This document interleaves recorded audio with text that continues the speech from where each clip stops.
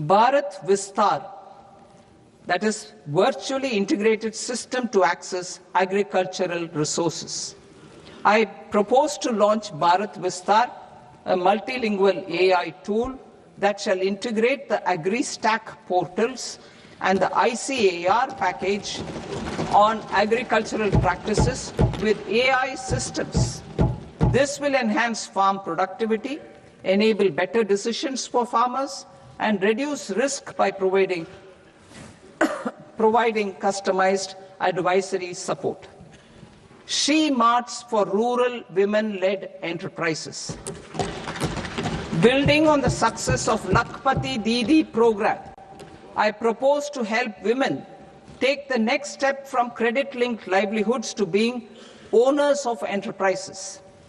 Self-help entrepreneur, She Marts will be set up as community-owned retail outlets within the cluster-level federations through enhanced and innovative financing instruments. Empowering Divyangjan. Divyangjan Kaushal Yojana. Information technology, AVGC sectors, hospitality and food and beverages sectors often offer task-oriented and process-driven roles which are suitable for Divyangjan. We will ensure dignified livelihood opportunities through industry-relevant and customized training specific to each Divyangjan group. Divyang Sahara Yojana. Timely access to high-quality assistive devices for all eligible Divyangjan is a fundamental need. I propose to 1. Support the Artificial Limbs Manufacturing Corporation of India, Alimco, to set up and to scale up production of assistive devices, invest in R&D and AI integration, strengthen PM Divyasha Kendras, and support setting up of assistive technology marts as modern retail style centers where Divyangjan and senior citizens can see, try and purchase assistive products. Reaffirming our commitment to mental health and trauma care. There are no national institutes for mental health care in North India. We will therefore set up a NIMHANS 2 and also upgrade national mental health institutes in Ranchi and in Tezpur as regional apex institutions. Emergencies expose families, particularly the poor and vulnerable, to unexpected expenditure.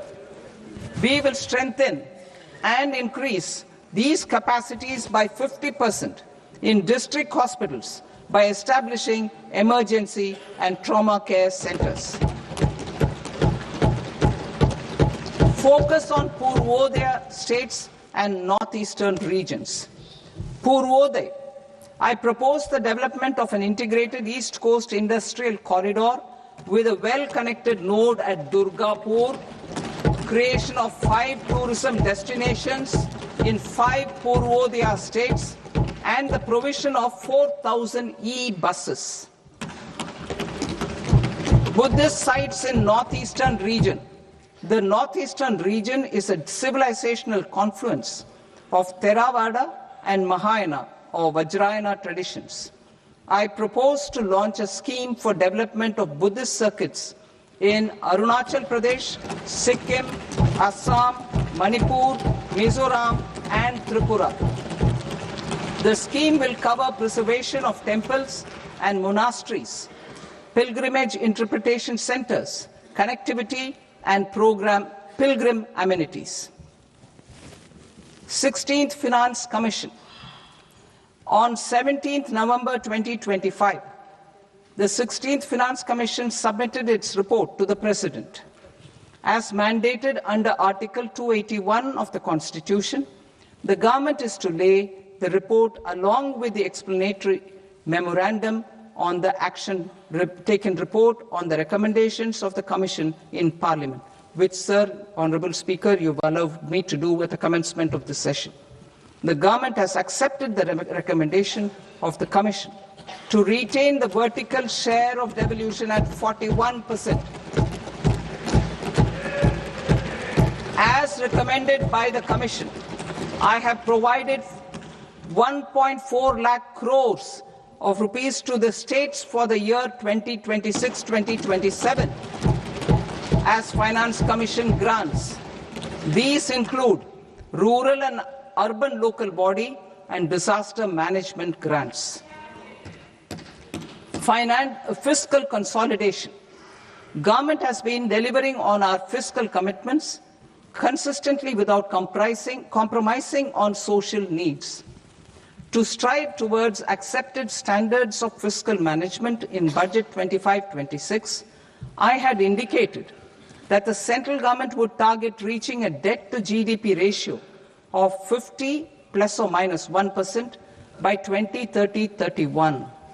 In line with this, the debt-to-GDP ratio is estimated to be 55.6% of GDP in BE 26-27, compared to 56.1% of GDP in RE 25-26. A declining debt-to-GDP ratio will gradually free up resources for priority sector lending and expenditure by reducing the outgo on interest payments. One of the main operational instruments for debt targeting is the fiscal deficit.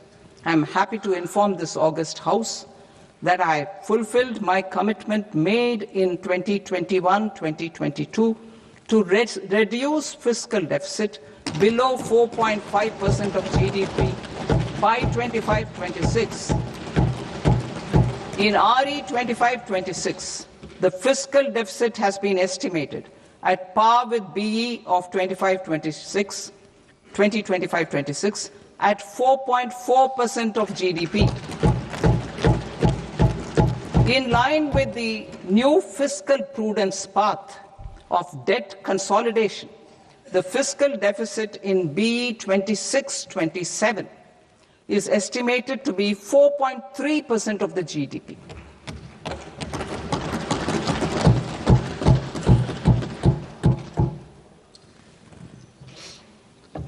The revised estimates of the non-debt receipts are 34 lakh crore rupees, of which the centre's net tax receipts are 26.7 lakh crore. The revised estimate of the total expenditure is 49.6 lakh crore rupees, of which the capital expenditure is about 11 lakh crores. Budget estimates 2026 to 2027. Coming to 26-27, the non-debt receipts and the total expenditure are estimated as 36.5 lakh crore and 53.5 lakh crore respectively. The centre's net tax receipts are estimated at 28.7 lakh crore rupees. To finance the fiscal deficit, the net market borrowings from dated securities are estimated at 11.7 lakh crore rupees. The balance financing is expected to come from small savings and other sources. The gross market borrowings are estimated at 17.2 lakh crore rupees. I'll now move to Part B. Part B, direct taxes.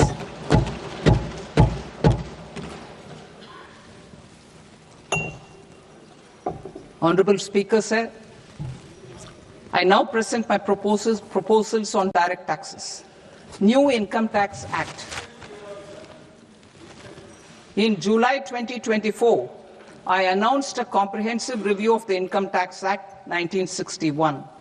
This was completed in a record time, and the Income Tax Act 2025 will come into effect from 1st April 2026. The simplified income tax rules and forms will be notified shortly, giving adequate time to taxpayers to acquaint themselves with its requirements. The forms have been redesigned such that ordinary citizens can comply without difficulty. Ease of living I propose that any interest awarded by the Motor Accident Claims Tribunal to a natural person will be exempt from income tax, and any TDS on this account will be done away with. I propose to reduce TCS rate on the sale of overseas tour program package from the current 5% and 20% to 2% without any stipulation of amount. I propose to reduce TCS rate for pursuing education and for medical purposes under the Liberalized Remittance Scheme, popularly known as LRS, from 5% to 2%. Supply of manpower services is proposed to be specifically brought within the ambit of payment to contractors for the purpose of TDS to avoid ambiguity. Thus, TDS on these services will be at the rate of either 1% or 2% only. I propose a scheme for small taxpayers wherein a rule-based automated process will enable obtaining a lower or nil deduction certificate. കൂടുതൽ വാർത്തകൾക്ക് news 18 Keralam YouTube channel subscribe ചെയ്യുക.